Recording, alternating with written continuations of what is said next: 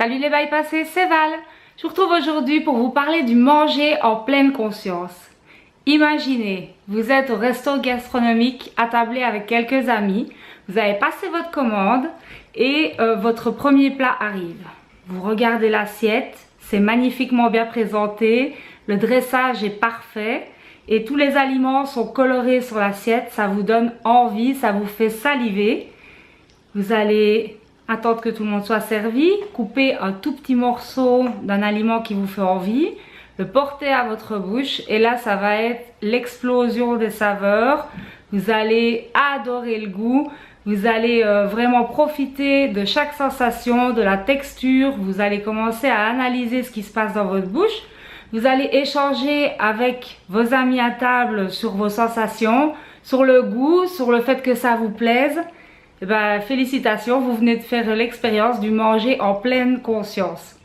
Souvent, nous ne mangeons pas par faim, c'est plein d'autres raisons qui nous poussent à manger. On va manger pour déstresser, on va manger par gourmandise, on va manger parce qu'on a envie de goûter un aliment.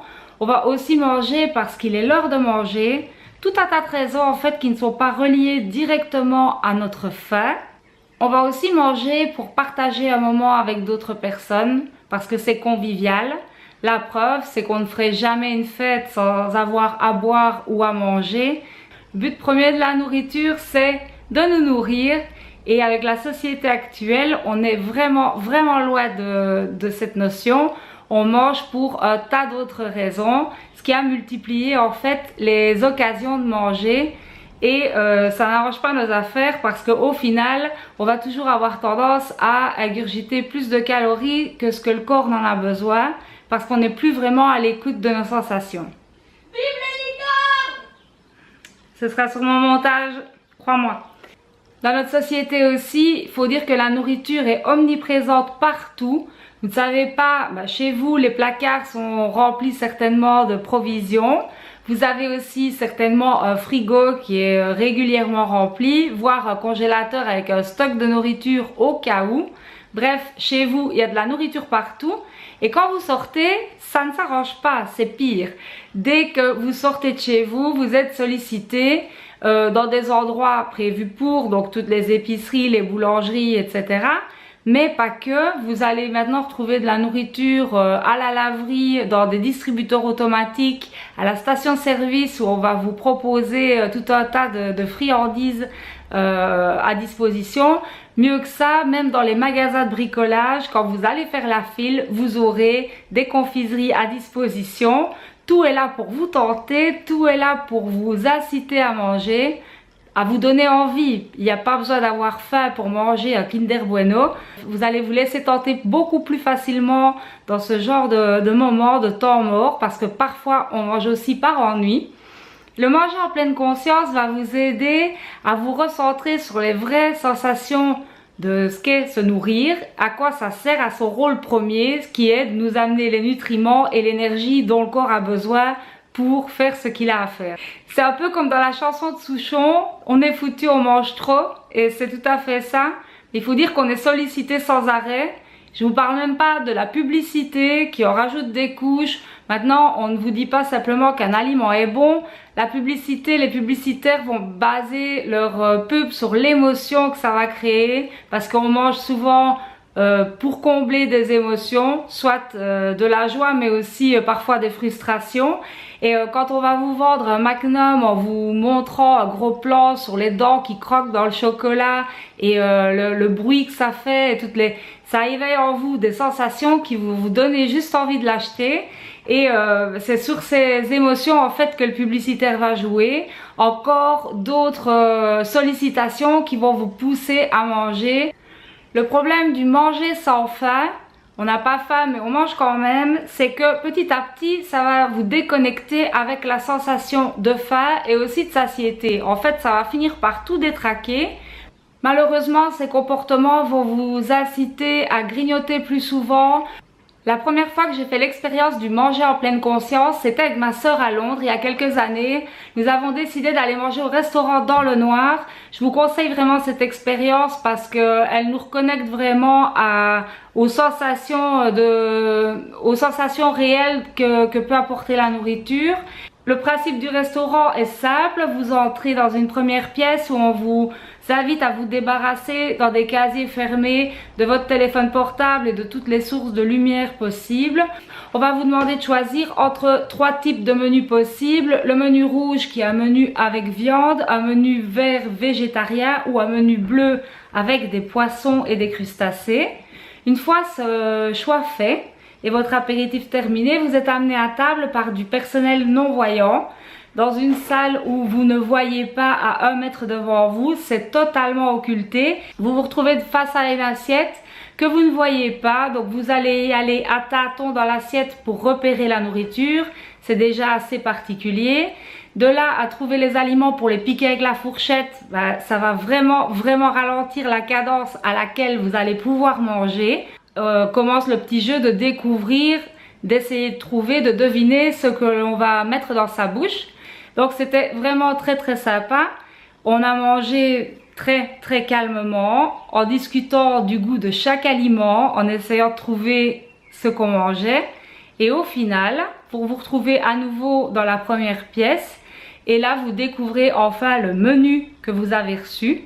Moi, je peux vous dire une chose, c'était l'étonnement total parce que elle comme moi, ainsi que les personnes autour de nous, nous n'avions pas découvert la moitié des aliments qui composaient notre assiette, alors qu'on était sûr d'avoir à peu près tout découvert.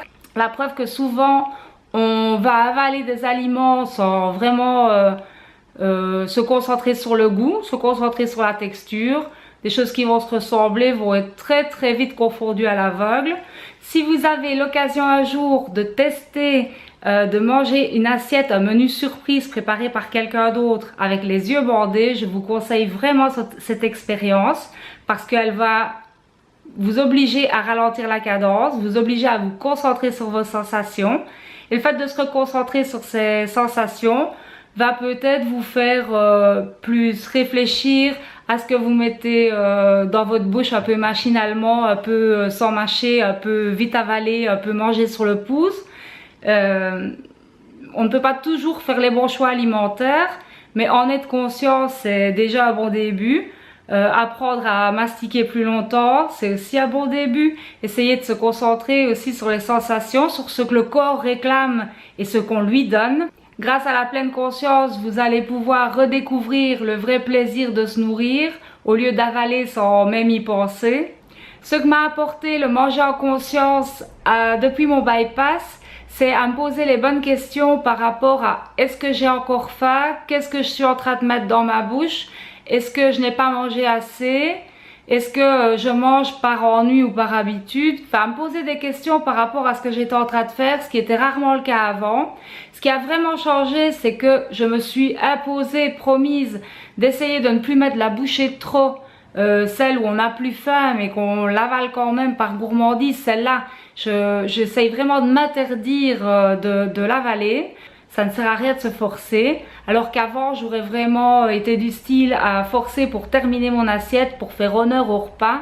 Ce genre de fonctionnement, il faut complètement les arrêter. Ça m'a aussi bien reconnecté avec la sensation de satiété, de se dire là l'estomac est rempli, on s'arrête. Ça m'a aussi fait bien réfléchir au fait de manger, parce que manger est souvent lié avec une émotion. On est frustré ou on est triste ou au contraire on est très content et ça peut amener une envie de manger là tout de suite.